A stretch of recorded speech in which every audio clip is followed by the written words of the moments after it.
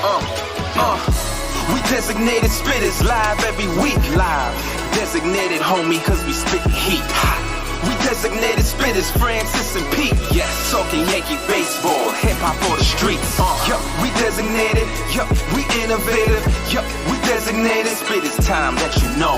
Yup, we designated, yup, we innovative. Yup, we designated spitters, let's start the show.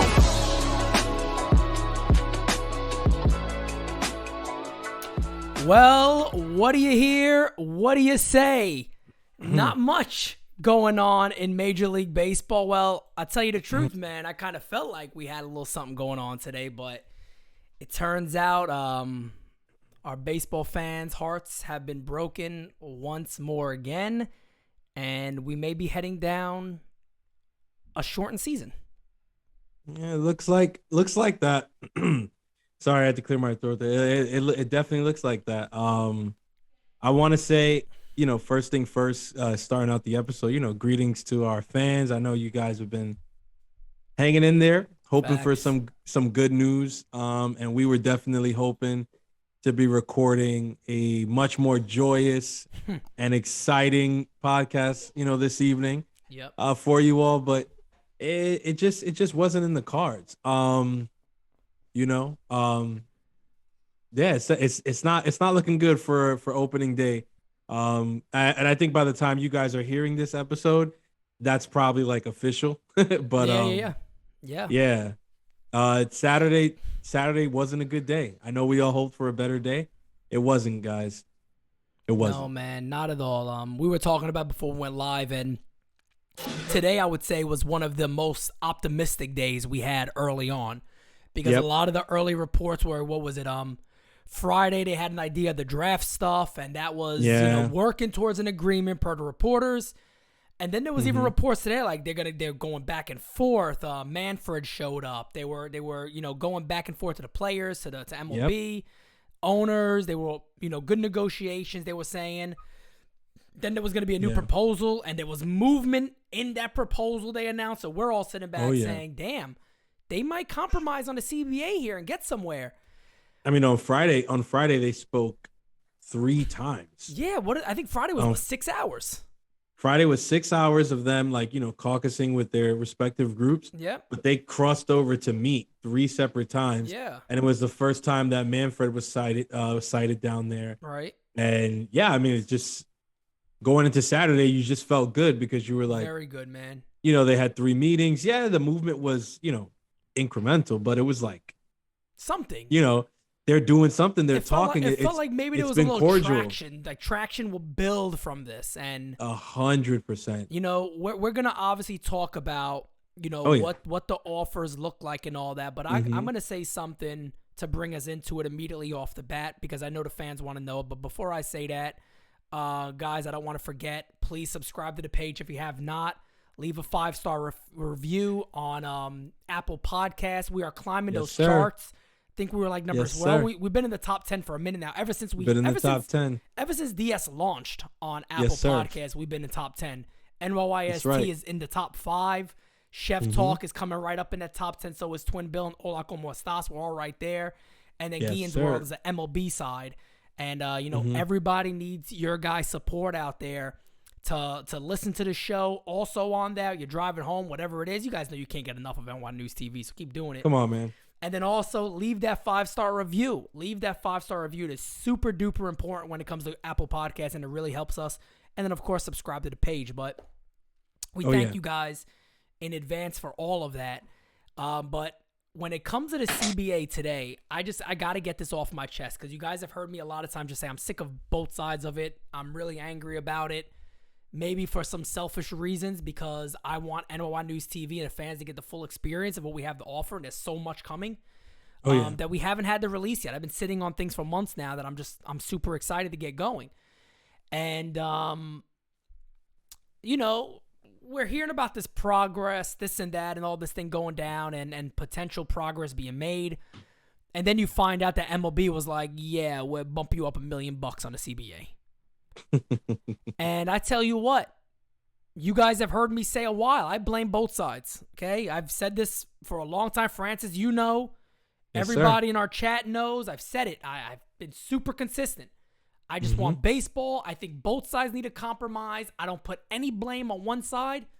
Today, I put blame on the owners today. Yeah, today was on them. That deal is not fair.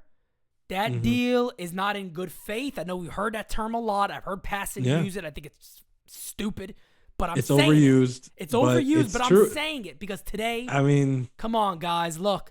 Compromise what else can you say is compromise. That's like you argue with your wife, right? You say, "Hey, babe," she goes, "Look, I need $250 to go buy this dress," and you go, can we compromise somewhere?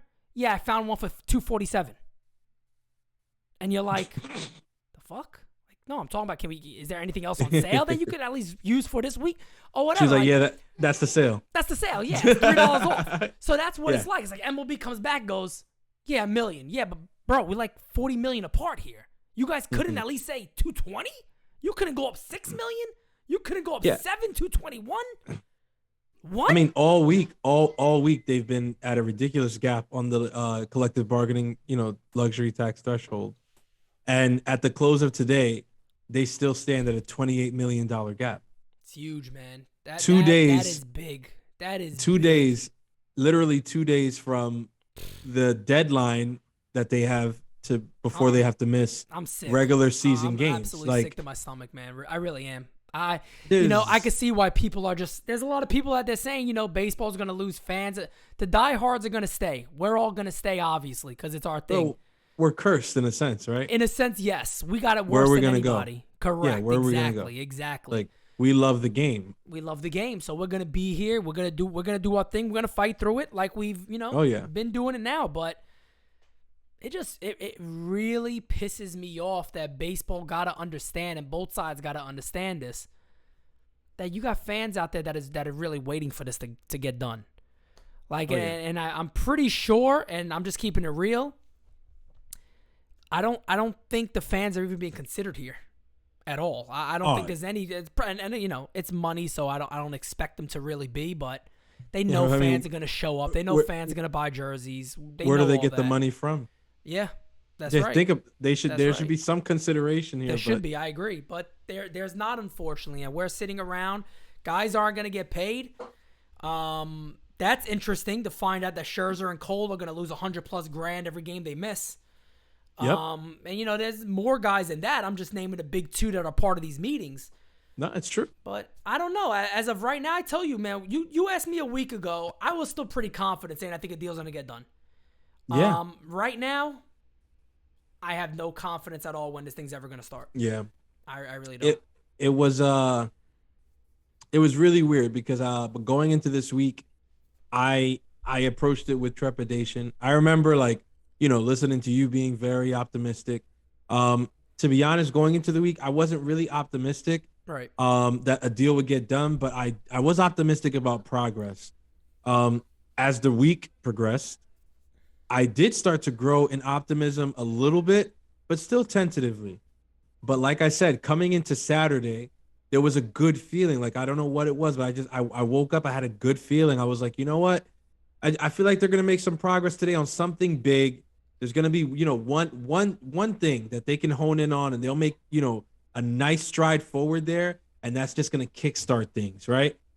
And instead, the day ended with a blow up between, the MLBPA reps and the owners reps, where they just walked away, and they were like, yeah, we're done for today. Like, that's it. Like, this is ridiculous. The players terrible, man.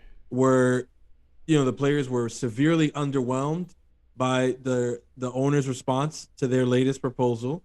And then the owners got upset that the players were underwhelmed, as if the players were supposed to be aroused that they went up 1 million in the second year of the CBT. That's just, you know what that is. We know what that is as men. That's one of those power moves. Yeah, that's a power move saying, look, hey bitches, this is it. Yeah. What you gonna do? Yeah, honestly, we're showing you this is it. Now what you gonna do? It was and it's I have been as neutral as I could be. That's fucked up. Yeah, and again, I'm with you 100%. I think I've tried to put that that messaging out there, throughout this entire time with these negotiations, that there's no one side that is completely at fault, and there's no one side that you can say is without blame. I think there's culpability on both sides. I think that we wouldn't have, like, the players wouldn't have such an uphill battle if the previous negotiations from previous CBAs weren't so damn terrible, but they were so horrible. And I know times are different, and I get that. Like, a lot changed in those times, but you got to recognize that too. Yeah. And that's the thing that you even spoke about. But you can't make up all of that in this one sitting. It's like trying to score 7 runs with one swing. Correct. What's the maximum runs that you can get? You're going way over your head. If you're coming into this negotiation, you're already coming in to lose. And I said this for a while. Ozzie Guillen said it. I think everybody on here has agreed with this sentiment here. Players are going to lose. Yeah, they're not going to get everything they're asking for. I talked to Pops today. I was trying to get an exclusive with him today, but he wasn't available for an exclusive, so we just chatted on regular stuff. Gallo was actually one of them, which is going to be a part of our conversation today. Yes, sir. And Paul O'Neill also. We also talked about that. So I'll give Pop's opinions on those things. But we were talking today, and he said the same thing. He goes, look, I know it sucks for the players. They want to do so much to make up and look like, hey, this was the squad who did it for you guys, and it's a big union. It's a rare group of people too. That's something he brought up too. It made a lot of sense. This is not. It's true. This is a very small population of people that can play this sport at this level. So right. They want to be paid for what they do, and that is fair. They want to make the game better and be able to say, we were the guys that were a part of this agreement that made the game better for you. We did not think of you. We thought about you, not just the highest paid guys, not just the major leaguers, but like he said, here's the thing though. The owners are the owners. That's not going to change. They own it. That's why they're called owners. Yeah. They're the owners. And that gets a bad rap in today's world. People like AOC, every billionaire is a terrible person, blah, blah, blah. They don't do enough, this and that. And, you, like he said, but you got to walk away with some W's. If you get those W's, take them, put them in your back pocket, and walk away with them. Get the big things you want. So I don't know. Yeah. Maybe the CBA is the biggest thing. Maybe that's what they're saying. Look, at the end of the day, my question for you on this. Maybe you know a little more about this than me. They bumped the CBA up, let's say to 225. Yep. What do the players expect to happen after that? So the deal with the CBA thing is baseball is in a unique position because there's not a salary cap. Correct. Right? So what the players are trying to rectify in these negotiations is the fact that they agreed to a luxury tax threshold in the first place, right?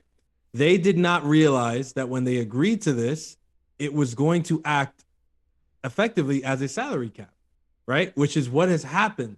Most teams in Major League Baseball do not go over that first threshold, right? Right. It's very rare. It's only a handful of teams that do.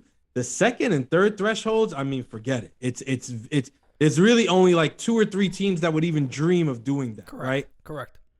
So the players now feel like they're in a market that is kind of, pit against them in a sense, because a big name player who knows that they're going to knows that they want to be paid a certain amount of money, really can only look at certain markets because of how teams approach this luxury tax threshold. Right. So what players are saying with them saying, let's up it to 245 is, if you up it to 245, then the Yankees playing for a guy like Carlos Correa, it becomes a lot more realistic, right? But not just them, right? The Dodgers, who already have a pretty inflated payroll, become even bigger players for a guy like Freddie Freeman, right? Aside from that, a guy like Chris Bryant, who right now has a handful of teams who are going to be interested in him, and he's going to get paid some money for sure. His market expands that much more because now there's teams who would say, like, well, I mean, if the threshold's 245, right, and we're at 190, and we give Chris Bryant $25 million a year, $27 million, that's only going to put us at like 210, 212. We're nowhere near that threshold. Let's do it. And they might just do it. So what players are hoping is that it entices the teams who spend to spend more, right, than they have in the past few years. All right. Because what we've seen, right, and us as Yankee fans, we know this better than anybody, right? The luxury tax has become a thing, right? It's not something that just is ignored. Like, even when the Yankees go past it, even when the Dodgers go past it, or the Red Sox go past it, it's not that they're ignoring it. They're very aware of what they're doing, and it's very calculated how they do it. The Yankees will go over it to then reset it a few years later, right? Because they can't afford to be giving up those picks, right, year after year after year after year. One of the biggest concessions that the owners have made thus far is they took away the loss of a draft pick for going over the first threshold. Which is huge. To me, that's huge. That's big. No, and you're 100% right. That's really big, because what a lot of people, and some people have like downplayed that when it came out. They were like, "Oh yeah, but that doesn't do anything." Man. Come on, the money, they still need to up the money. That's true, is Robbie Ray in Seattle? If that wasn't the case, probably not. Maybe not. Probably not. Maybe not. But here's the thing. I'll tell you right now. This whole thing with the draft pick is much bigger than a lot of people realize. No question. Like, people like to bash the Yankees because they say, well, the Yankees don't want to spend money. They don't want to do it. But let me tell you something. A lot of how the Yankees have been operating the past few years, it seems like it's just money, and part of it is, but it's not just money. No, it's not. Hal doesn't like to surrender picks. That's something that he likes to approach in a very different way from the way his father did. Correct. And he feels like this is how he's going to make his mark on the franchise, by proving that he can grow players through the farm system, through the international pool. So he's not inclined to lose international pool money and to lose draft picks. That's just not how Hal wants to run the team. Cashman is in lockstep with that belief. Cashman loves international pool money. Every time he makes a trade, it seems like he's getting international pool money because he loves it, because he knows it makes him look better. And he's traded guys for international pool money straight up. Straight up. Why? But it's because Hal loves it. Why? Because, and there's really no nice way to say it. I'm just going to be blunt about it. Because they're cheaper. They're much cheaper. Yeah. And the upside is ridiculous. They have the same upside a lot of times as kids that you're drafting here, but they're not as entitled. All right. Correct. I'm just going to call a spade a spade. You're right. This is how they look at it. They say, we can get this guy from the DR. We can get this guy from Venezuela. We can get this guy from, or forget it, Japan. When they come post over here, it's criminal. Like, Seiya Suzuki is projected to get like 11 million, 12 million, whatever.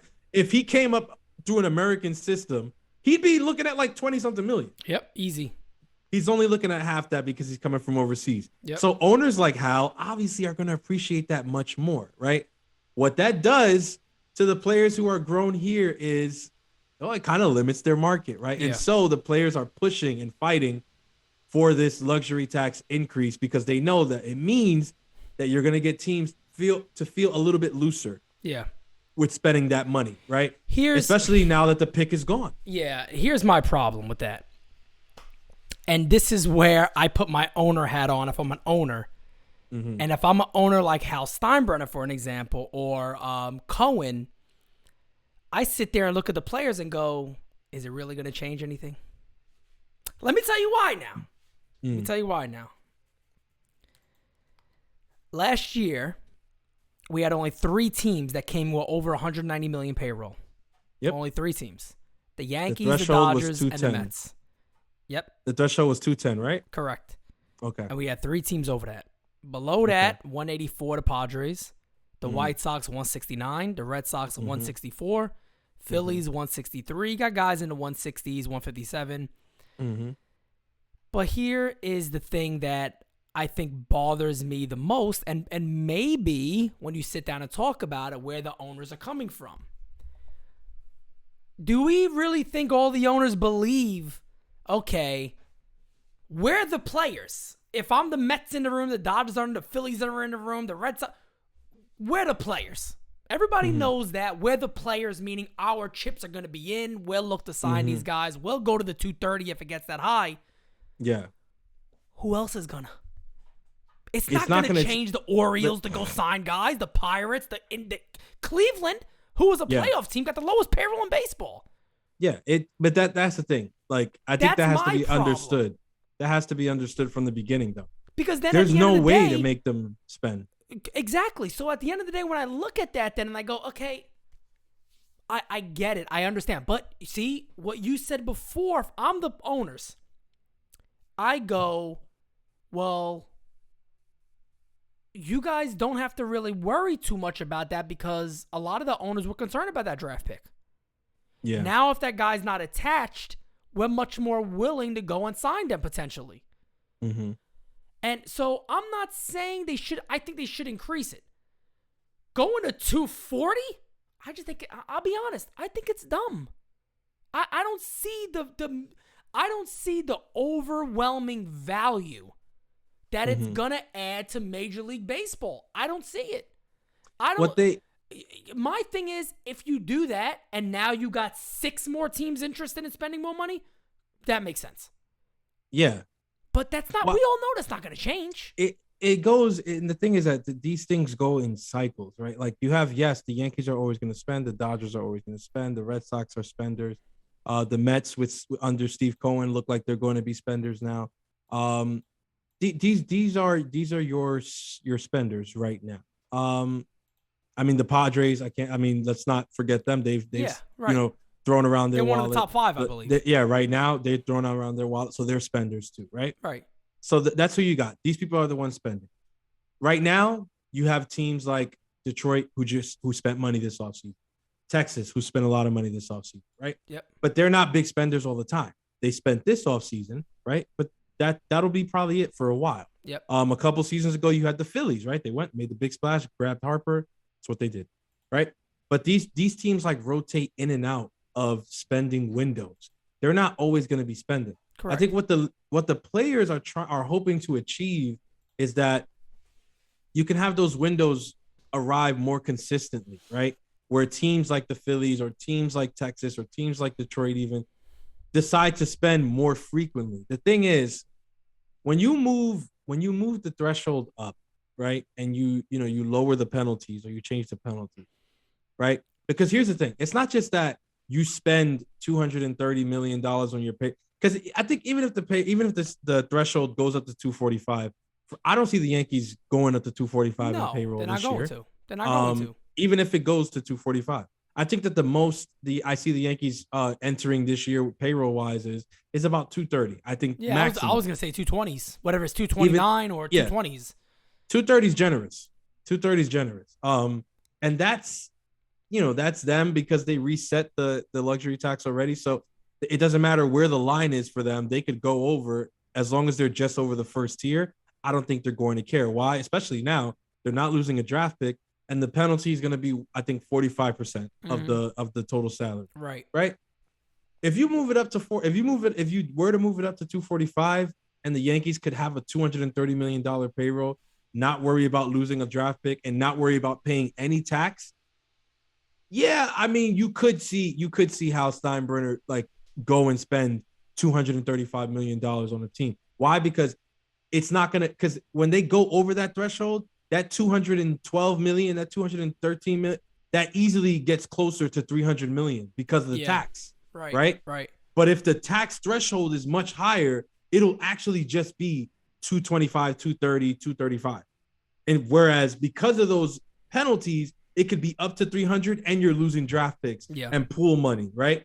If you take all that out because you move the threshold that much higher, that's what happens. Teams like the Yankees, teams like the Dodgers, spend freely because it's I could have $230 million in payroll. That doesn't kill me, especially if you're the Yankees. You make $700 million in revenue a year. That's $230 million in payroll is not going to do anything to you. Right, correct. What kills the owners is to spend that much in payroll and then have to send 45% of it to teams like the Orioles or whatever. That's bullshit. And then on top of that, lose a draft pick. Correct. If you're an owner like Hal, and that kills you because it's bro, I'm spending all this money. I'm getting taxed a ridiculous clip for spending all this money, and I'm losing picks for spending all this money. It's no. We got to reset this shit every couple of years. Let me ask you this. You think if the players came today and said, okay, we're going to do this, we'll do 218 and we'll bump it up to 224 by twos for the next 4 years. Do you think the players go, we got a deal? If the owners came back with 218, they bump it up by $2 million. So 218, 220, 222, 224. Or 220, then you go 21, 22, 23. However they break it down. But at the end game of it, it's about 225, 226. I feel like the players would decline it because they started so freaking high. That's my concern. It shows me where they want to be. But I feel like, personally, this is my opinion, if I'm on the players' side and the owners show up with a deal that starts the luxury tax threshold at 218 in 2022, I'd say, look, let's try to push them to 222 in 220. Let's try to put them, let's stay with the twos, right? Let's say the luxury tax threshold is 222 million for 2022. Right. It's 224 million in 23. It bumps up to 226 in 24 before hitting 228 in 2025, which is damn close to 230, which is half under our original asking price and halfway over their original asking price. Meaning that 4 or 5 years from now, you meet in the middle from what your original spaces were. Correct. I think I could see that working. But again, even what I'm saying I would settle for, 222 for this year, I don't even know if the players would accept that. But I'm not saying they wouldn't. I'm not saying they wouldn't. I'm just saying I can't say with certainty like, yeah, they'd take 222 because they dropped from 245. I keep saying 245. They're not at 245 anymore. They're at 243 now. Yeah, they went down only a little bit. They went down $2 million on each tier because the owners went up $2 million on each tier in their last proposal, which was also like, to me, it's like, okay, that might have been like a little petty thing. Like, okay, you guys upped it by 2, let's go down by 2. So I guess, are you guys gonna keep going up and down by 2? It's like they're playing a damn kids game. Yeah. Or is somebody gonna just say, hey, the middle of what we're asking right now is about 228, 230. Why don't we just meet there? Yeah. Like, let's call it 228. Let's call it 230, and let's see how we get there in the next 4 years. Yeah, that's all I'm like. Again, to me, it's not that hard. But I'd love to be a fly on the wall in the players room, in the players room right now. Because I just want to know where they really are, where they're like, if we ever get this number, because I think it's fair to say they're not expecting 240. I mean, they can't. They know they're not. They know they're not getting that. Yeah, they're too smart for that. They got good people. They know they're not. They know what they're doing. Not getting. They're not. I think they really want to say, if we truly meet anywhere near that middle, we win. Mm-hmm. What they don't realize is, because they declined the mediator because of how long it would take or whatever. Right. Well, you've lost 2 weeks of spring training games, and as of Monday, your opening day's already out the window. Yep. At this point, you might as well take a long, hard look at the mediator. Let me tell you why. If you're the player, it's a federal agency. One, correct. The government that's in place right now is a Democratic government. Yep. You stand a good chance that if a mediator gets involved, you stand a way better chance of getting a threshold that starts at 230 than you do if you just negotiate with the owners straight up. Probably. I think honestly, with the way our government is structured right now, I think if you went and got this federal mediator, that would be your best shot of getting a threshold that starts at least close to 230. Now, if you just keep going to the table with the owners and they keep going up by 2, nothing's moving. I don't see you getting more than 225 in 2022. There is also the rumor that the real deadline is March 3rd. That's also been talked about, that the real deadline would be March 3rd. It's just that baseball has said the 28th. But March 3rd is the legitimate deadline. I think the players said March 3rd would actually be the time where you would have to stop games. Yeah, here's that's another thing that like I hate to bring up, guys, because it's gonna like probably piss some more people off. But even when this is agreed upon, there will still need to be negotiations on how to go about spring training now because they fucked it. Yeah. So yeah, you're right. They could have a deal. They could have a deal on the table this week. Scheduling might have to change, and then still take a week to get, because because they're 5 days apart on their deadlines. They're effectively they're a week apart on their deadline. Major League Baseball will like cancel a week of games on one day, and the players will come out and say you didn't have to do that because technically we could do it this way.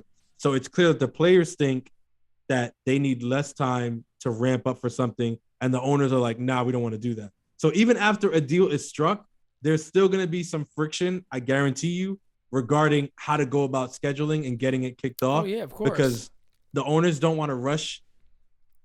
Quiet as it's kept, I don't know how many people are going to agree with them, but they're not wrong. No. The owners not wanting to rush a spring training, of course not. and not wanting to rush an opening day.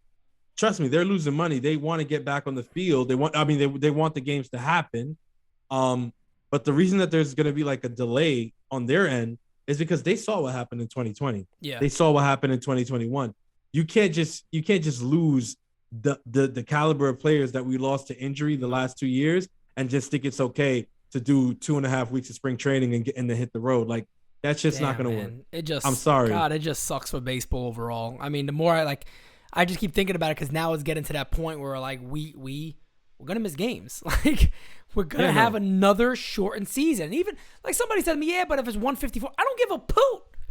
I don't give a poot. I want 162. We deserve 162. I want 162. Haven't we been through enough? I mean, come on, man. Haven't we been through enough as baseball fans? We have to live now on through top that. of it, we got freaking World War III getting ready to take off. I mean, come on. Can we get a baseball game at least? Actually, everybody, I'm joking about the World War III stuff, but we got some crazy stuff going on in the country, in the world. Listen, we got a lot going on. We just want deserve baseball, the 162. man. Let us watch a ball game. Let us watch a ball game, man. So, I mean, do you give any thought to those rumors out there that players don't really mind with the delays because players are, shooting for shorter seasons anyway? I don't know, but are the players happy to lose money? Garrett Cole's going to be okay losing $100 and something thousand a game? If you knock a month off the season, that's $3 million plus. That's more. It's like 3.6 Look, million. Millionaires, multi-millionaires don't want to lose. He loses over 200 million, 200,000. He loses over 4 million if they miss a month. So I mean, hey, people can say all they want. Well, they're millionaires. Hey, look, they got a short span to be millionaires. They got to make all they can. And you could sit there and be like, yeah, 30 million is enough to live. I get it, but they also play a very rare profession that a lot of people don't do. So they like anybody else, they will look to make as much as they can. They don't want to lose $200,000 a game. I wouldn't either. None of us would. That's like somebody coming to us and be like, hey, you're going to lose $100 a day if you don't do this. Oh, shit. Like, damn, I can't do that. I ain't trying to lose that. Can't do that. No way. I need all my chicken. All my chicken. You know what I mean? You need all of it. Every single ounce of it. But it just sucks for us, the fans. I mean, it sucks for content creation. It really sucks for everything across the board. But the Yankees gave us some stuff to talk about, and I mean, maybe these ball players will get back on the field. But speaking of balls, before we get into that, we do have Manscaped to discuss. So if you guys know, support for Designated Spittaz is brought to you by Manscaped, who is the best in men's below-the-waist grooming. Manscaped offers precision-engineered tools for your family jewels. Manscaped recently launched the Ultimate Men's Hygiene Bundle, the Performance Package. Join over 4 million men worldwide who trust Manscaped with this exclusive offer just for you. 20% off and free worldwide shipping with the code SPITTAZ, that is SPITTAZ, at manscaped.com. If my math is correct, that is about 2 million balls. So again, guys, 8 million balls. I've had some drinks tonight. He cut the balls in half. I cut the balls mad in half. Everybody just had one, really. But no, guys, right down there you see it. SPITTAZ. 20% off, free worldwide shipping. Go and get yourself some Manscaped. You will not be upset. I promise you that. But going into our next topic, it is the Warrior. Paul O'Neill is making some rounds with some fans, as Paul O'Neill has gotten the honor of having his number retired. The number 21 will be retired. Players have used it since O'Neal has retired, LaTroy Hawkins being the most famous one. And yeah, man, it's getting some responses, put it that way. It's getting some responses. To say the least. So, Francis, I'll let you kick it off on, and then I think I got some pretty good words to say on this topic. Yeah, I mean, look, with the number retiring thing, it's we know that this is something that the Yankees do more than any other team in the sport. Yep. It would be the 23rd retired number, I think. Something like that. I might be off by one. It might be 24. Might be 24. They have 23 already. 8's retired twice. So it's some. This is what the Yankees do, guys. I think my issue with it is, like a lot of people have brought up, I mean, you gave him a plaque at Monument Park. Why, if you were gonna retire his number, like why did you wait so long? Like why? So why now? I think the timing is a little interesting. We're currently in a lockout. Every team across Major League Baseball is struggling to sell tickets because fans are rubbed the wrong way with good reasoning. If you don't know why, see the first 15 minutes of the podcast. Right. I think teams are doing everything in their power to try to drum up, excitement and anticipation. And the Yankees are, no stranger to, marketing and sales strategy. And this seems like, one of those things.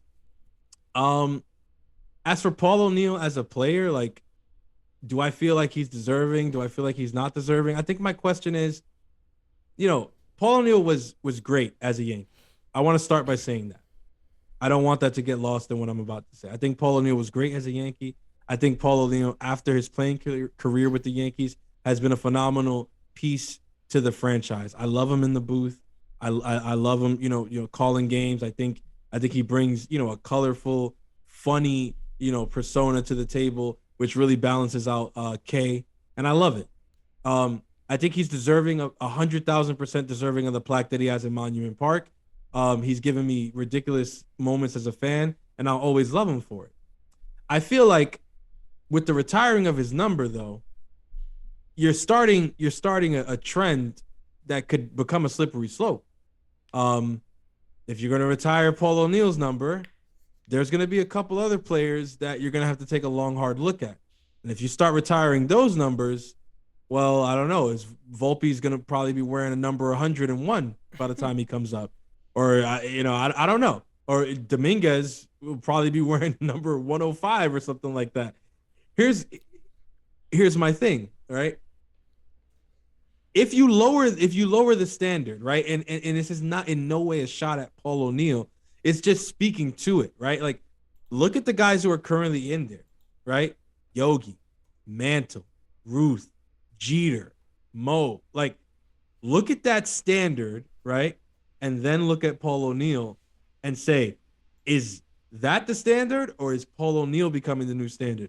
Because with every retired number, it says what the standard is, right? So if Paul O'Neal is going to become the most recent number retired by the New York Yankees, there's gonna be players with questions, and the Yankees are gonna have to answer those questions. And I feel like, what are you gonna do at that point? How many numbers are you going to retire? Right? I don't want to, like I said, I'm not trying to shade Paul O'Neal. I'm just saying it's a slippery slope, and why? I guess this is a whole different conversation, man. But it's like, and people are gonna kill me for this, but it's like the retiring numbers thing is just like, soccer has something that's very interesting to me, right? Where the numbers on the jersey, they mean something, right? Like the number 10 jersey on a team, it means something, right? Number 7 is a big number too. It's like, these numbers mean something, right? So it's like, why retire all these numbers? Like, why not just have it be like, that's the number 21 jersey? Like, if you're going to wear that, just know, like, you better be at that level, right? Like, if a player on a soccer team is wearing number 10, you better be a number 10, bro, or else you're going to get shitted on. That's just how it goes. Like, why not have it, why not just give it that lore? Like, look, leave the number there and let the players decide. Because I guarantee you, say Derek Jeter's number 2 wasn't retired, I don't know a player ballsy enough to come and pick that number to wear it after Jeter. Yeah, it's pretty tough. Whether you retire it or not, and you could still hang it up and put it there, or whatever. You can still do that. But what player do you think is ballsy enough to come and say, "Yeah, I'll put on number 2"? I don't know. Well, I'll start off right there, and then I'm going to go into a little bit about the Paul O'Neill thing. Mm-hmm. LaTroy Hawkins tried to wear number 21. And let me tell you something. When he tried, all hell broke loose. Mm-hmm. So, for a lot of the fans complaining about the number being retired, let me just show you LaTroy Hawkins and what happened to him. Yeah, nobody liked that. He was forced to change the number because he got booed out the gate. Mm-hmm. So I'm gonna just I'll throw that out there. But Paul O'Neill, real quick. We grew up in probably, of course, not the 60s. And my father saw Mantle and things like that. But we grew up in arguably the greatest time to be a New York Yankee fan. So we grew up one of the greatest for sure. One of the greatest times in sports. I mean, in baseball history, 90. Like I always talk about the 98 season, but that was not just a magical season for Sosa and McGuire. It was the greatest team ever, arguably. Oh yeah, for the New York Yankees. It won 125 games overall, whatever the hell it is. I mean, just an insane amount. Yeah, 125. But let me go over Paul O'Neill real quick. Paul O'Neill came to the Yankees. At 30 years old when he got traded from Cincinnati. He was never nothing special. Won one All-Star game with Cincinnati. Comes to the Yankees and immediately out the gate, 311, 359, 300, 302, 324, 317. 317 at 35 years old. 324 at 34. 285 and still 110 RBIs at 36. Yeah, folks, batting average. 283, 100 plus RBIs still. Slugging percentages, 526, 603, 574, 510, 514. OPS as a New York Yankee, 869. 492 career slugging with the Yankees. 377 on-base percentage with the Yankees. 303 average with the Yankees. So, yes, I know you're hearing those numbers, and some of you out there are probably saying, I didn't know all that. Those are some very good friggin' numbers. No, he was a great Yankee. Let me go ahead and say this too. I also believe the dynasty years helped him get his number retired. Players around him. Let's remember who's in there. Andy Pettit's in. Derek Jeter's in. Jorge Posada's in. Mariano Rivera's in. Yep. Paul O'Neill now.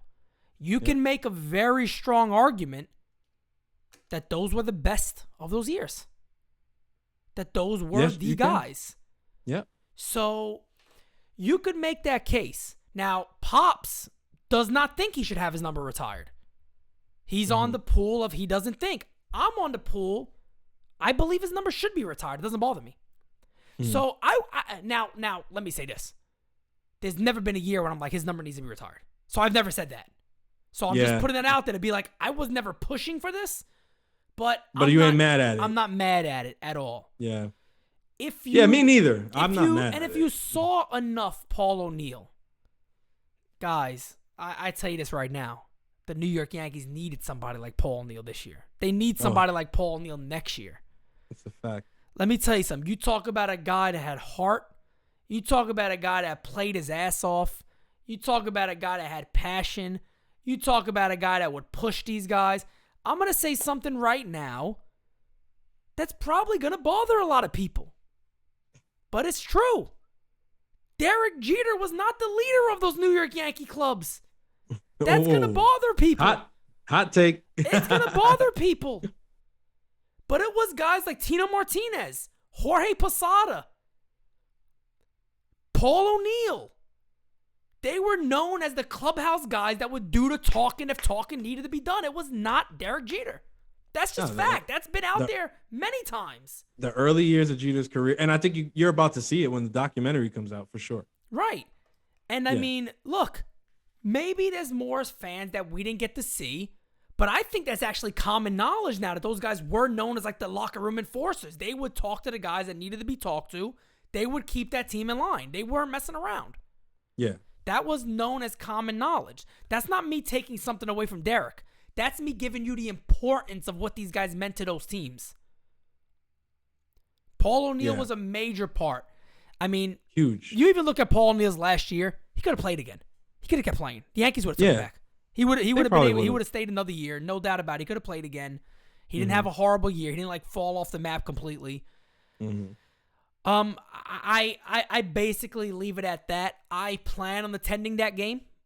Mm-hmm. No doubt about it. Paul O'Neill was a huge part of my childhood. I still remember the last game when he got called in to come in tears, the entire stadium screaming his name. Mm-hmm. I mean, one of the great moments for a Yankee ball player. Yeah, no, it's true. I mean, that goes right up there with the top moments that one player actually gets acknowledged from the fans. I mean, it was an unbelievable moment. He was beloved. So at the end of the day, if the Yankees are saying, hey, look, Paul, number 21, buddy, we're putting it up there because you know what? At the end of the day, you were one of those guys on that team, and we feel we can't leave you out when we're honoring that dynasty. And we're going to give you that right there. And if you want to be fair, too, you look at his body of work for the Yankees, I mean, where do you really make an argument? I'm sorry, but you just can't. No, I think, like I said, I think he's a great Yankee. I think where people's gripe is like the overall player, the entire career, the caliber of player that he was in its entirety of his career is like, is that worthy of it? Whatever. So it's like when people make that argument, I'm like, okay, like I agree with that. I'm like, yeah he's not on the level of those other guys who are already in there. But what about as a Yankee? If you're gonna do that, right? That's what I'm saying. It's like if you're gonna do that, like and just say screw that. All we care about is like the years that they were here, which it should be that way. If you're retiring their jersey, you're not retiring. It's not the Hall of Fame. It's you're retiring their jersey with you. Then it's like okay, you can do that. What I'm saying, I think what I'm saying, and some other people are also saying, is that down the years, it's gonna open the Yankees up to like, a lot of different things. Like, look at how Giancarlo Stanton was received, the first couple of years, him being here. Right. Look at what he's done, right? Now, if he continues to do that over the entirety of, not even continues to do that, but like stays solid over the entirety of the rest of this contract, you got to have that conversation about, do you retire Stanton's number? Which nobody would think about when he first got here. The thing is, too, is like I said before, people got to put this in consideration, too. That was a magical couple of years. Plays a world. Like, somebody said it recently. Hey, world champions make a difference. So you're remembered more. Rings make a difference. Now, if Aaron Judge and this group, let's say Judge gets re-signed, like you said just now, Giancarlo Stanton and Judge are there. They're really carrying this load. They go on a streak. Maybe over the next 8 years, God, I would love this to happen. Let's say the Yankees win 2 or 3 championships. Next 10 years. 2 or 3 titles. That's being very generous, probably. They should win 4 out of the next 10. Okay, 4. I don't care whatever it is. They should. They're going to have a conversation 20 years down the line. Who was the best of that dynasty? No, it's true. That's not unfair. That's the part of it. That's the part of it where I think, in my assessment, I did leave that out, which would be the difference. Okay, let's say this. Paul O'Neill won. It doesn't mean a thing if you don't get the ring. Here's another thing. Paul O'Neill did. Okay, Francis, you know this better than me. We know. Well, I don't know if it's better than me, but we know this together. Yeah. Reggie Jackson. Why is he there? Not I'll because tell you he why. had great years with the Yankees. He didn't. Nah, the ring. The ring. He had ring. He had one of the greatest playoff games of all time. Oh yeah. And the Yankees said, "Hey, you helped us win. We'll retire your number. Why the hell not?" That's what it is. I think that's exactly the point right there. It's a good point that you make. That's the point right there. Because as good as Giancarlo Stanton has been, and as good as he could continue to be throughout the duration of his contract, if he doesn't win, that'll be the argument. Like, bro, it's can't retire. Why retire his number? He didn't win. It's like when we talk about Mike Mussina. I thought Mike Mussina was solid with the Yankees. Should his number be retired? No. He was. No. He was World Series. Amazing. He was amazing. It wasn't as good as Baltimore, but still. And look, I always said I disagree with. Like, people always bring up, well, what about him and CC Sabathia? Like, where do you see those two? I think it's comparable, but CC Sabathia at least has a ring. He won. He will remember that CeCe had a couple of big starts that year. 2009 was probably his best year with the Yankees, and I think the year after. He had a couple of really good years early, and then he really fell off. But CeCe, he gave us about 4 solid years. But 3 good years. But what we remember from CeCe was that he would give his all. And 2009, he brought us a championship when he came over, which a lot of guys could never say they did. I signed a big deal, and we won immediately. And I contributed. I helped. I wasn't shit. I was actually good. So I mean, if they don't win in 2009, it changes the complete outlook on A-Rod's tenure as a Yankee. No doubt. It would be a failure. And so that's the point. That's the big point. I think that has to get hammered home. Like, the ring matters. And I think with Paul O'Neill, it's good that we had this conversation, because initially, like, I'm like, I know he was a great Yankee. I know he was part of it, but it's just like, I don't know. But I mean, at the end of the day, it's like, if the Yankees are about one thing and one thing only, and that thing being championships, then O'Neill's got as good a claim as any of the other guys in there. It's true. Put it like this. True. So again, he got 1, 2, 3, 4, 5, 6, 7, 8, 9 seasons with the Yankees. Guys, again, because trust me, I had the same debate with myself. I'm like, at first I was like, yeah, I love O'Neill, so I'm cool with it, whatever. And then I saw the people's reaction. I'm like, wait a second. Paul O'Neill was really freaking good. Let me go double check everything. 9 years, guys. 4 World Series titles. Career 303 average, 377 on base percentage, 492 slugging, 869 OPS, a batting title, 4 World Series. So I'm sitting back and I'm like, guys, I mean, I don't know here. I think this guy has a very solid case. So I'm happy we had that conversation, because I think there's a lot missing when people are talking about Paul O'Neill and why not he should be in, because I think they're doing what a lot of us would do, right? We're going to compare immediately to somebody else who's not there, or somebody else who is there, or the type of players that are there. We're going to do that kind of immediately. But for me, like I said, man, I sit back and I look at it when you look at it with the open picture and the titles involved and the players in it, you get a better feel and a better understanding of why his number is going to be retired. And I am 100% comfortable with it. Yeah. I mean, again, my argument from the beginning was just like, it's not so much that he is not good. I think Paul O'Neill was a great Yankee. I think what gave me pause from the beginning was when I compare him to the guys that are in there already, he comes up short. But that maybe that shouldn't be a knock on him. Because he did come here and he was a part of those teams that won. It's true. But I think that's what it was initially, that I said, okay, Paul O'Neill. And I'm looking in there and I'm like, okay, Yogi, DiMaggio, Ford, Gehrig, Reggie, Jeter, Mantle, Mo, Scooter, Ruth, Torrey. Like, I'm like, shit, bro. Like, these are like, it's not even like, I feel like legend is freaking short. Legend comes up short. And I'm just like, I was like, damn, is Paul O'Neill, like, is he one of the whatever? And it's like, maybe I'm selling him short by not speaking about him in that conversation. I don't know. Like, maybe he needs to be. I mean, the thing is too with Paul O'Neill. I mean, you could look at somebody, and again, this is where you get to the picky part, right? Ron Guidry was one of the Louisiana Lightning was one of the most dominating pitchers of his time for a few years, very few years. Is he more deserving of Paul O'Neill? Is Reggie Jackson more deserving than Paul O'Neill? Is Roger Maris more deserving than Paul O'Neill? Because of 61?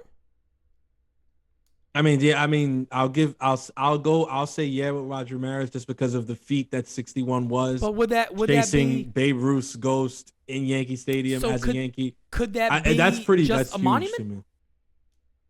Are we so that's the story, right? Are you honoring the player in that situation or the moment that he was involved in? Mickey Mantle, no question, belongs to be out. He's one of the greatest players of all time. Never played for anybody else. Maris played for people, got traded away from New York, had those the couple of years there, and that's it. So that's the thing. It's like a guy like, I mean, I think they're all, I have no issue with any of them being in there. I have no issue with Jackson being in there. But when you really look at it and you go, these guys got in for a moment, not for a body of work. They got in for a moment that they were a part of. And that's not taken away from those accomplishments. That's just simply saying if we're going to honor a player that nobody could ever wear that jersey again, should it be based off of a moment or a body of work? I mean, I guess more than a moment. But I feel like with Maris, like he gets a bad rap just because, like, he had 61 the one season, then it was because, he wasn't the favorite. Yeah, he wasn't the favorite, and it was like 30 home runs in the other seasons. But I mean, he won 2 MVPs. Correct. It was back-to-back years. He broke the record 61. I feel like that's enough to me. I'm like, that's not. Again, the record he did break is pretty damn unbelievable too. So yeah, like it's, as an organization, that's like, hey, we did that. You know, what I mean? Like we did that here. It's like we did. I mean, we set the record and then we broke it. Like that's right. To me, it's Yankee lore. It's Yankee shit. Like that's what the Yankees are supposed to do. That's why, again, and now they suck ass. Not to beat a dead horse, but it's like that's why we get so freaking upset. Oh my god! Because like this is what the franchise was. Like it's the franchise that had Babe Ruth go and set the record, and then had Roger Maris go and break the record. It's the franchise that had freaking Joe D, but also Mickey Mantle, but also Derek Jeter, but also the greatest closer of all time, but also some of the greatest managers to ever call themselves managers. Like, that's the so it's like when we sit here today and it's like, oh yeah, we got Aaron Boone, we got Aaron Hicks out in center. I think we can all agree. I don't think Aaron Boone's gonna be out there. Hey, save this clip. Pete, I don't know anymore, Pete. I don't know anymore. Never know. You know what he's gonna go out there for? It's gonna. They have no rings. It's gonna say he was a nice guy. He was a nice guy. The nicest guy. They should just give him a plaque in Monument Park with his face, right? And I don't want to see a smiling face. I want to see the face that he made when he said that he was bullied by the umpires. Oh, God. And then I want the caption under to be, he was one of the nicest guys you ever met. That's what I want. He was one of the nicest guys to ever be bullied. I'm fucking around. I'm just not in the best of moods because the baseball is acting stupid. That's the first time. That's the first time I laughed today. Booney didn't even have to he didn't even have to catch that stray. Nah, but Booney, we needed the laugh, Booney. How about you win something, Booney? Hey, Boone, how about man. You, please. I'll tell Boone something though. And NyynewsTV got some folks sticking up for Booney. You know what I mean? Onay Guillen sticking up for Booney. Chris sticking up for Booney. Yeah, I saw that. You know, but you got me. I'll stay on the lone boat out there myself if I need to be. Boone is a shit can. Listen. And that's all there is to it. But I do agree with them on one thing. Because I think people get mad at me because I don't bring this up enough. But I don't disagree. If Boone goes, Cashman got to go. Yeah. No. We said that too a lot. Yeah, no. We say it all the time. I just get pissed though. off at Boone, so I'm sorry. Yeah, Cashman's no, guys. not out there making dumbass statements all the time, so I'll just, Guys, listen, you guys know my position. I feel like the Yankees can win in spite of Boone. Oh, not with this roster. No, not right now. With this roster, no. But again, if for them to do that, like Cashman would need, well, not just Cashman, Hal will need to, okay Cashman trading and signing Pops went the off necessary on that players. today, man. That's funny. Pops went off on that today. I just thought about that, but he did a little sticking up for Steinbrenner today. Oh. He said, because at the end of the day, look at the players this guy signed. Yeah, $200 and something million payroll, but look at where Cashman has put that money. And the players they've committed to. We've said it. Like, you can sit there all day, and look, I'm still going to sit here and say, I think Francis still say Hal could still spend. We know he could go out there and still, you'd right the wrongs in a way and say, hey, look. He could even take charge and go, well, you know what? I'm going to bring these guys in. This is me. I blame the players. I'm changing the players. This is what I'm going to do.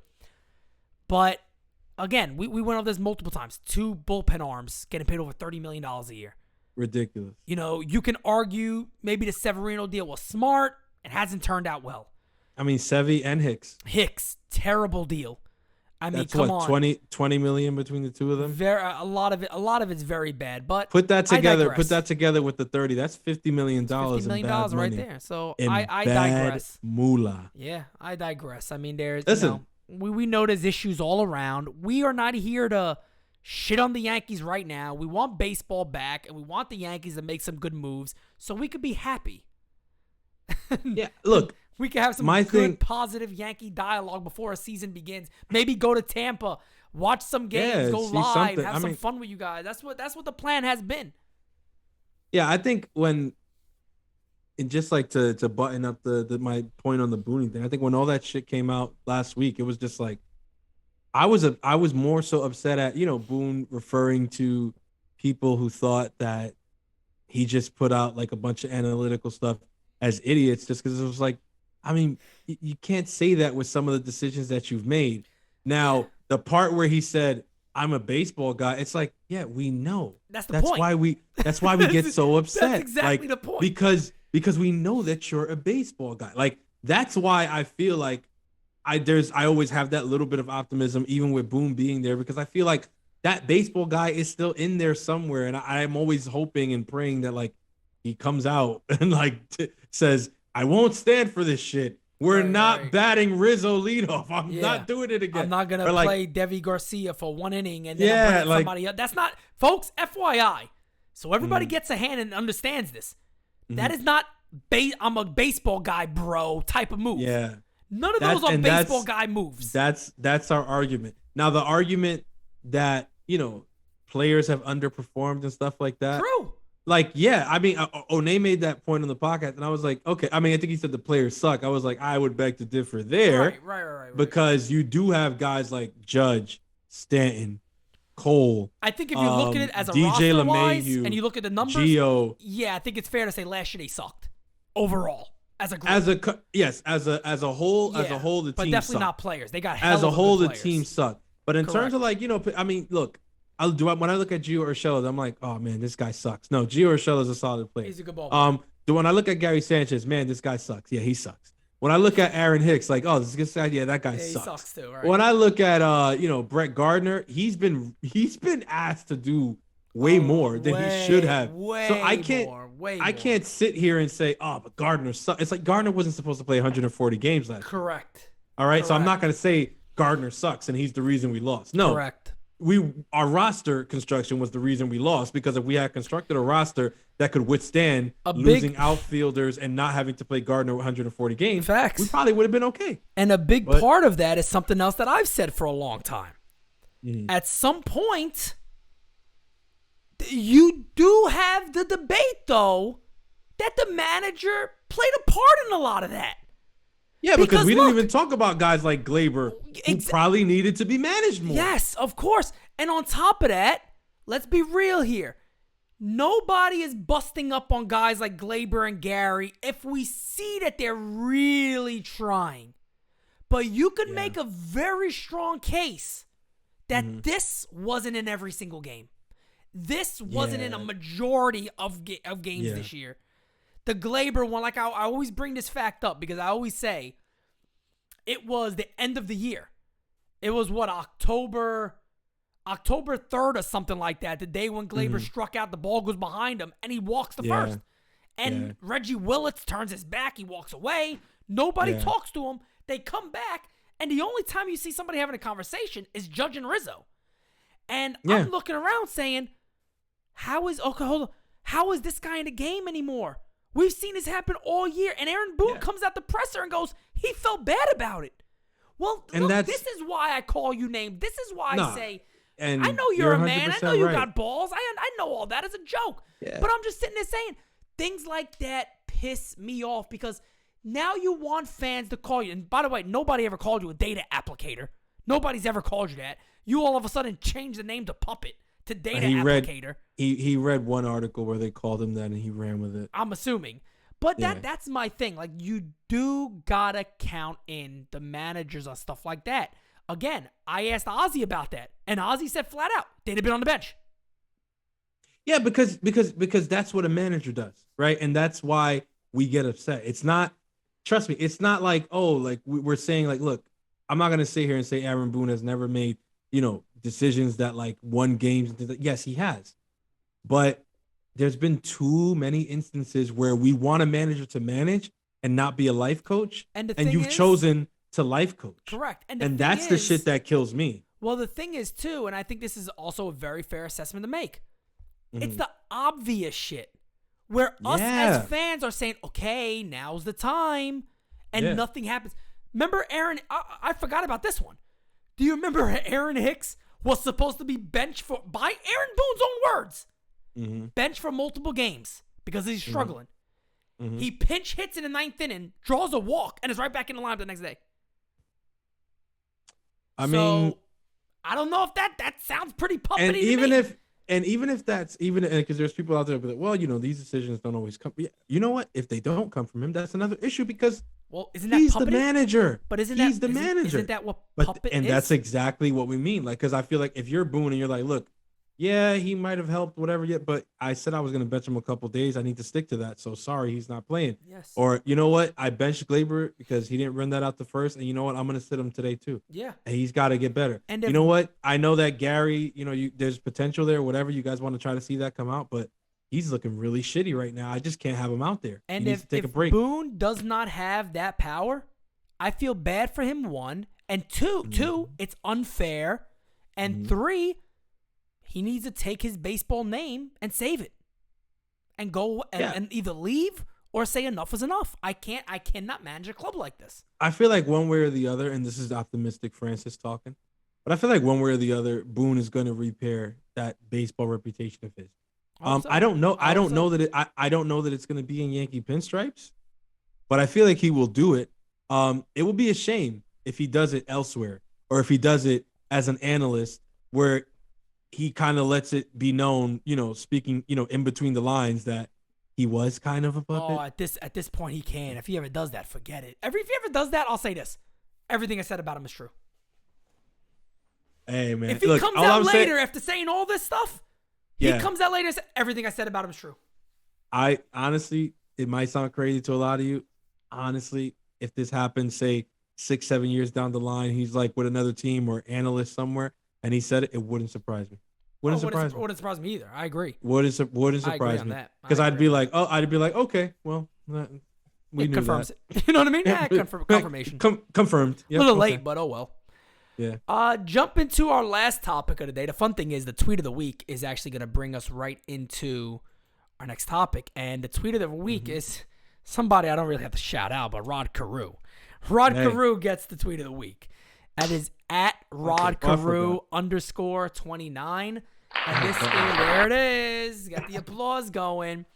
Rod Carew says, I do think there should be limits to how far players can shift, but guys need to take advantage of the openings the shift gives them. Bunt into the open field, make the defense adjust. Pitches are too fast now is a BS excuse. This is, of course, coming from Rod Carew, a man who knew a thing or two about hitting a baseball.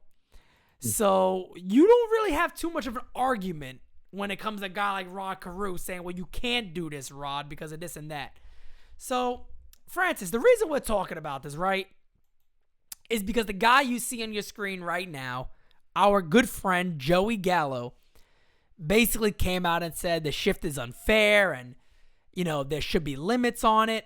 And first, let me start with why I agree, what I agree with Joey Gallo on, and what I disagree with Joey Gallo on. And then I'll have you give your thoughts on it.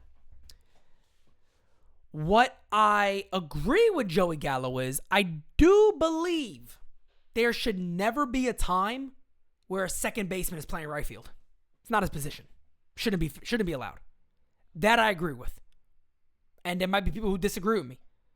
I do not believe there should be a time where a second baseman is all the way out there in the outfield.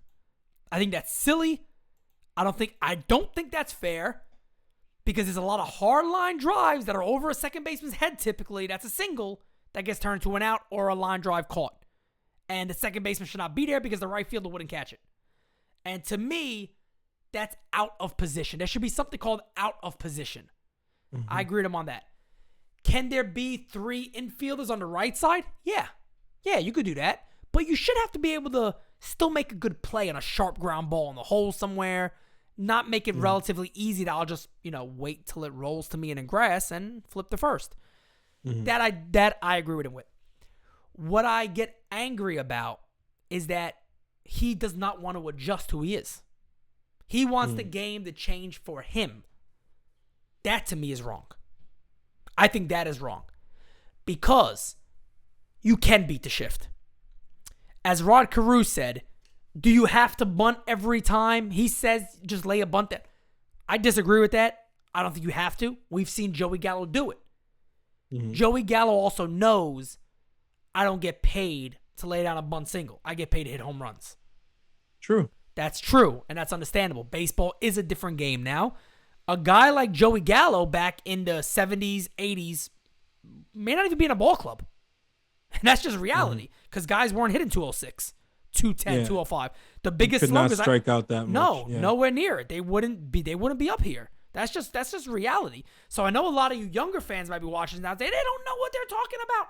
Yeah, they do. Yeah, well, Mark McGwire was a bigger slugger. Sammy Sosa was a bigger slugger. They never have batted well under 250. They were always 260, 265, 270 even. Mm-hmm. They got hit still. Joey Gallo doesn't do that. So a lot of people see this as, well, Joey Gallo is not looking to adjust. He wants the game to adjust to him. I agree with one big thing, and that is the guys that are shifting all the way into the outfield and all that. That should be taken away. Joey Gallo could also adjust. I understand him not wanting to. I understand him having frustrations with the shift. But baseball is that. It's a game of adjustments. Mm-hmm. And you do have to figure a way to adjust a little bit. Whether that is just putting the ball in play more. Because that would actually help him. Mm-hmm. But, again, I digress on that. You, sir, go ahead and take the floor. We're pretty much in lockstep here. I heard Gallo's comments. I think I lean, a little bit closer to what he was saying. But not very much, to be honest. Not that much closer anyway. I think, should the shift as a whole be banned? No. You can't really ban shifting in general. Anybody who played baseball knows, if you play shortstop, for instance, I played shortstop off days where I wasn't pitching and shit. You're going to, you move just naturally from batter to batter. Of course. You see a guy, whatever, you look at his stance. Is he open? Is he closed or whatever? Take a couple steps this way, a couple steps that way, move forward, move back, taller guy, a bigger guy, smaller guy, step in, whatever. You're always kind of moving, right? It's slight movements, but it's if you ban the shift, it's do they have to stay in one spot all the time? That's not going to happen. Here's where it gets bad. There have been some very, very ugly looking shifts over the last few years. The Tampa Bay Rays have really just gone to town with the whole shift thing, and it's gotten out of hand. That much I agree with. I don't think a second baseman should be able to be halfway into right field. I don't agree with that. I like the idea that infielders have to play on the dirt, that they can't get on the grass. I subscribe to that. I agree with that. I know a lot of people, like you said, there's going to be a lot of people say, that's bullshit. They should be able to. Yeah, whatever. I don't care. You disagree if you want. Yeah, but then what is the point of positions?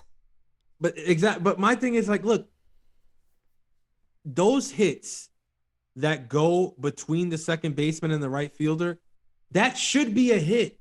Yeah. That should be a hit. I don't care what you say. I don't care. Yes, but if we know that a guy's tendency is to do that, we can just put a defender there. No. No. I don't think you understand. That should be a hit. You should not be able to put a defender right there in the middle because that's where. No, he should be rewarded for hitting that. I'm so sick and tired of having guys get a square up a ball. I saw DJ do it a million times last year. Not always squaring it up, but hit the ball straight up the fucking middle. And there's a guy right there. How is it possible? This guy, DJ LeMahieu, was probably trained from a child to hit the ball straight up the middle. Right. Now you're gonna make your living off of this. Yeah. And now he does it, and he's grounded into double play every time. To me, it's like, look, I don't know what you're gonna do with it. I don't know whatever, but it's like, I'm sorry. Like to me, it's like, look, you got to be athletic on the defensive side of the baseball. The shift, it makes it easier for a lot of these guys, but it also takes away some of these plays that we used to get where a guy would be like a shortstop would be right there in the middle and then go all the way and steal that hit up the middle versus just sitting there waiting for it. Yep. Like how many times have we seen that double play start with the guy literally just standing there waiting for the ball, tap second base, throw it to, it's so freaking easy. Yeah. But that fast pace 6-4-3 double play, it's like, is that even the common double play anymore? No, because of the shift. Yep. Again, I agree. I don't think guys should be on the outfield grass. If they're infielders, no. I don't want to see 4 outfielders. What the fuck is this? Softball? Give me a break. Like if Joey Gallo hits a ball between the second baseman and the right fielder, he deserves a hit. Well, I mean, the ones that piss me off the most are the line drives over second base's head. And then there's somebody that just bounces one bounce, they catch it, and they throw to first base. I'm like, oh, that's a base hit. Come on, man. Yeah, that's a base hit. Bro, it's. I feel like you should be able to. I feel like yes, you should be able to shift. Somewhat like obviously bring the corners in, do plays like that or like bunt defense and things like that. But it's like, bro, the shit that we've been seeing the last couple of years, it's ridiculous. Like, I mean, literally I've seen times where like, left field is completely vacant. It's vacant. Completely. The left fielder is in center field, dead center.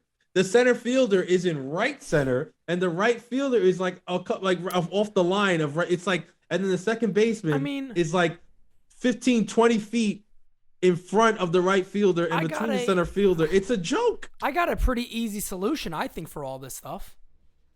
Positions have a boundary. It's that hard. Should have a boundary. Should a shortstop be allowed to be on a second base side of the bag? No. Maybe no. I think if he has a position, he should. I think you should limit it. I agree. I think shifts need to be limited like that. Like, I mean, it's a position. Shortstop needs to stay on the left side of second base. Second base needs to stay on the right side of second base. Like, I feel like, okay, first and third base, let them get creative with that. Be like, okay, first and third base, the first baseman or the third base can't pass second base either. But if you want to move them off of the base and move your second base as close as possible to second base, you can do that. You can do that. That's fine. But they have to stay between those parameters. You can't swing him around. Yeah. Your shortstop could start like right where the bag is, a little behind it. So he's still got played up the middle. You can leave that left side open. Now the third baseman could shift over a little more to short. You got some coverage there, but then you can make up. Okay, so if you got one guy here, it's going to be hard for me to show it like that, but you know what I mean. Yeah. Behind second base, the shortstop's kind of covering that area up the middle. The up the middle's covered. The second baseman can then shift a little further from him, and then the first baseman can shift over down the line a little bit. Yeah. So, I mean, you could still got ways to make it work, but you're right. Yeah. I mean, Gallo has a point with that. I just think the way he said it sounds kind of crybaby-ish. Like, you guys need to change because I'm better than what my numbers are showing. It's not fair. Or whatever. Yeah. It sounded like that, but the part that he said he has was a point good. With some guys shouldn't be able to be in the alpha. I agree. Positions as a position. Yeah, no, and the part that the thing that he said that I said, like, I lean, with him on that really was what he mentioned about the doubles and the triples. He's like, because I think what he's saying is like, it's not that I'm not trying to, get those hits or whatever. Like, it's that when he would hit a ball that would normally end up a triple or a double, because of the way that they shift him, that just doesn't happen. And so for people to say like, oh, well, if you bunt the, you bunt the ball down, that could turn into a double. It's like, yeah, it could every now and again. But then again, like, the Yankees don't want Joey Gallo to be bunting. No, they're not going to want him to. So they would like things him. He would have to call for himself, but I think they would talk to him quicker doing that than they would talk to a guy like Glaber not hustling the first. Oh, hell yeah. Definitely. Listen, he deserves to get his doubles the way that hitters get their doubles. I think but I also feel like if he hits a ball in the gap between second base and right field, that should be a hit. No doubt about it. I think it's a very easy conversation. And I actually think it's a very easy solution, to be quite honest with you. But limit the positions. Great solution. It's really not that hard. It's really not that hard. Boundaries, not limit. We say put boundaries. I was about to say shit. Then again, I mean, who the hell knows who could agree on anything anymore in this ball game that we have? So, I mean, we wouldn't even know. We wouldn't even know where they're at with that. We didn't talk about this before, but I want to make sure we didn't finish without mentioning that about the playoff format that the owners want. The owners are fighting for the 14 team playoff. They want the 14 teams, yeah. And the players don't want to go over money. the 12 money. Already. The 14 is money. Come on. It's money. Guys, we know. It's money. It's more money for the owners. But why wouldn't the players want that, Francis? Can I ask you that? Why wouldn't the players want that? The players don't want it because they feel like it incentivizes owners to spend less. Because they got a better chance of making it. Because if it's easier to be a playoff team, then you don't have to spend as much to be a playoff team. But wouldn't the players get paid more money? Some players would get paid more money, yes, but I think in total, like it not really. It wouldn't entice a team like Pittsburgh to like, listen, you guys never spend money. You got to start spending. It's like, yeah, well, I mean, we could probably sneak in as the 7th seed. I know what you mean there. So that's how the players see it. But it's gonna happen, Pete. Here's my thing. It's going to happen. Yeah, it's though. Definitely gonna happen. You have to concede somewhere. But see, here's my thing with that whole argument. I got a spoiler alert for people. Most of these teams are never gonna spend differently. It doesn't matter what you do. They're not. That is and true. See, that's my problem when it comes to the player side and the whole CBA thing. Like I said before, what is it really going to warrant what team to spend more? You're going to have the same big boys out there doing big boy things. It's not going to change. You could bring it up to 275. Like you just said it too. The Yankees probably going to go near that. And they're the Yankees. Not this year. And they're the Yankees. They're still recovering from 2020. As much as we whatever and say they got money, whatever, we got to be realistic to a point too. The Yankees are still recovering like every other team. Yeah, of course. And here's my thing too. Let's just put a number out there. Every team that's under $150 million. The CBA goes to, okay, we'll do 225.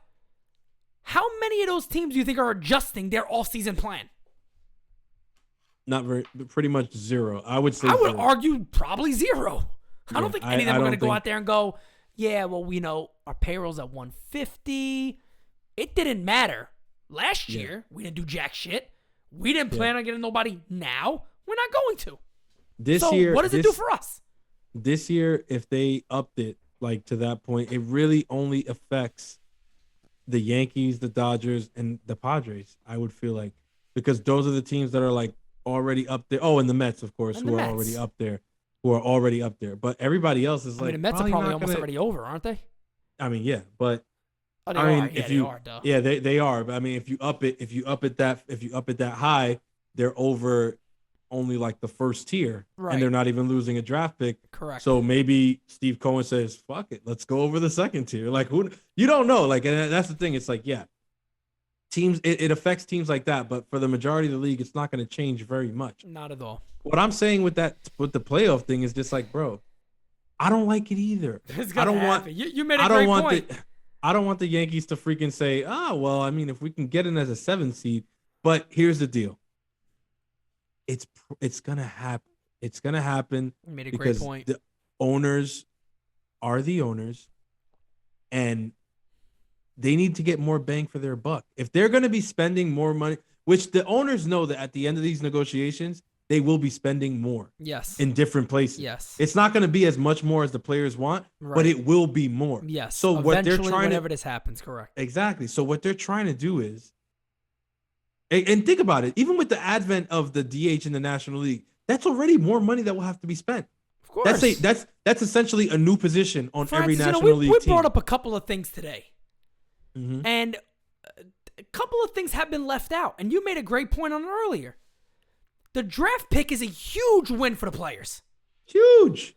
The DH is a huge win for the players. Whether we thought it was going to happen or not, this group can say, we got that done. Those are two major W's. That's why I sit back and I say, what the frig difference does the CBA make with making your players more money? Yeah, the top tier guys, maybe. But overall, guess what? The DH is going to allow a lot of you to play baseball a lot longer than guys a couple of years ago have been. Oh, yeah. So you've already done something big. Like we said, the draft pick, Robbie Ray might be playing for another contender right now. For sure. So I'm just sitting back saying, you guys have made some big moves. And those are W's. Get a few more W's, man. Give them the freaking extra teams in the playoffs. Who cares, bro? It's like at the end of the day, you made a great point. It's gonna happen. The owners are the owners. They're gonna get their way on one of those things. And look, 14 playoff teams I don't like it. I don't think it's the greatest thing in the world. But like Francis said, he's right. It's probably gonna happen. It's more money. You know why? It's not even just the owners who want it, though. That's the thing. It's the It's the TV networks. The market. Hell yeah, of course. It's the owners. It's the network. The only people who don't want it are the players and the fans. You and I both notice money always wins. At the end of the day, bro. Money's always going to win. That's just all there is to it. Football, look, the NFL was able to add another game to their season this year. Right? The NFL 16-game season moves to 17 games. Yeah. The players were fighting for a shorter season. They got another game bro, this is American football. It's the biggest freaking thing in this country. Yep. And the owners just they got that extra game. They got that extra game. Yeah. If you think that the owners ain't, maybe say by some miracle it doesn't happen in this CBA. If you think it's never gonna happen, I got a bridge to sell you. Yeah, it's gonna fucking happen. It's gonna be a 14-team playoff where damn near half the league technically makes the playoffs. Yep. It doesn't matter. If you're a Yankees fan, it doesn't matter. We're never going to be content with a 7 seed. That's not going to change our expectation as fans. It's not going to change Boston's expectation. It's not going to change the Dodgers. Not going to change whatever. It's going to be a little bit of a longer trek to get to the main goal. But maybe we see some crazy shit over the years that makes it worth it, guys. I don't know. Maybe you never know. But guys, it's gonna happen. Man, we are actually recording now on Sunday. We are well into Sunday already. We made it to Sunday. So you guys, this actually it's funny because I was thinking in my head, I was like, man, this might turn into like a an after dark type episode, man. An after dark. But it didn't. It didn't, man. Everything was cool, man. We had a good little dialogue, good conversation. I'll be honest with you guys, man. I'm just gonna keep it real, like always, like we do here. The mood's not great right now with baseball, man. The mood's not great with us, even as just fans of this game, content creators, what we want to give you guys. I tell you guys, man, I built a brand new template for lives, and I was ready to debut that mess. I was like, yes, we're gonna do it today. We're gonna do it. I'm gonna hop on that baby live, hype as I don't know what. We're coming close to a deal, baby. And yeah, man, when I got that message, because guys, we're in a group, so we're always sending each other like the breaking news stuff or whatever it is, and I think Alex might have sent it from Twin Bill, and I remember reading it, and it said whatever it was, whoever sent it again, whoever's tweet it was, and I just read the one part where it was like was not received well, and it was a hostile environment. I was like, oh, and like everything just fell out of me. I was like, you gotta be freaking kidding me. Like, and at that moment I tweeted, I'm like, baseball ain't starting on time, so forget about it. Like, go about your business, do your thing, and eventually. Yeah. We don't want to be Debbie Downers. I don't want to be a downer. I don't want to sound like a downer. I want to be as optimistic as I can be. But after the news today, man, we'll see how today goes. By the time we're doing this, you guys already know. Yeah, so, you'll know what happened. Or a little more. It might not be over yet, but 1 p.m. is the meeting. And you guys, we don't know how it is yet. As we're in the chat with you guys, we have an idea if anything has come out. So we'll see. We'll see. That's all we could do. We could just say we'll see. Miracles have happened before. We know that. Stranger things have happened. Who knows? Who the hell knows? The one thing you guys can count on, we'll tell you that, is that the Spittaz are gonna be here for you. Facts. We've been here for you since January. We about to be in March. Yeah. And we've been showing up every week with no baseball. I mean, think about it. Since January, we haven't had no trades, no signings, no baseball, nothing at all. And we've been here every week. Yep. Because we care about the fans. If they don't, that's on it. But we do. Yeah. So y'all know y'all can count on this. Y'all can count on the Spittaz. Oh, guys. And everybody on NYY News TV. I was about to say, man, NYY News TV, man, we've been doing what we promised, and unfortunately, like I said, man, we haven't really been able to go full steam yet because, you know, I've mentioned this to fans before. We've talked about it on this podcast. There's going to be times where we're live 3 or 4 times a day. Remember, guys, when regular season games begin, you got a live pregame show, a live postgame show that you're going to be able to call into and things like that. And just so much shit that this network has that you haven't even got a chance to witness yet, that we haven't had a chance as a team to grow with yet, or to play around with and see how it's going to work. And all that. And got a brand new website, guys, too. So, you know, go check the website out. You know, go check the website out. There's a lot of new merch that just been launched. Right there. You see it on the screen right now on News TV.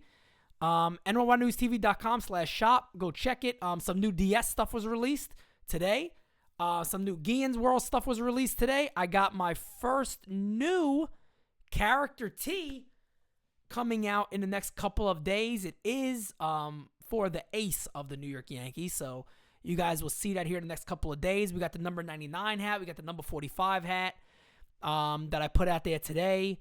Yeah, man, go check everything out over there, man. Support your favorite podcast. Support NYY News TV as a whole. And Francis, man, I'll leave it up to you for one of the greatest taglines of all time. Come on, man. Y'all already know. Keep it locked. Stay tuned because the next episode is the best episode. That's got to be a shirt. I just thought about that. We got to get that on. It does have to be a shirt, man. It should be a part of the collection whenever we can do that. Yeah, facts. Whenever we got some traction. We got games and got hypeness around things. Get things moving and stuff like that because, yeah, right now, I mean, I'm going to say this for all the podcasts out there, though. Guillen's were running up that shop, though, man. Yeah? Yeah, Guillen's were running up that shop, man. They getting that shop? They getting that shop, man. Guillen's were running up that shop. If you fans of the Spittaz, y'all better start running that joint up. Guillen's were right now, y'all better start running that joint up. I'm telling you, man. Guys, go check it out. Anyway, you know we'll never come whack on a Designated Spittaz track. So, guys, again, until next time, adios. We out. Before it hits the front page.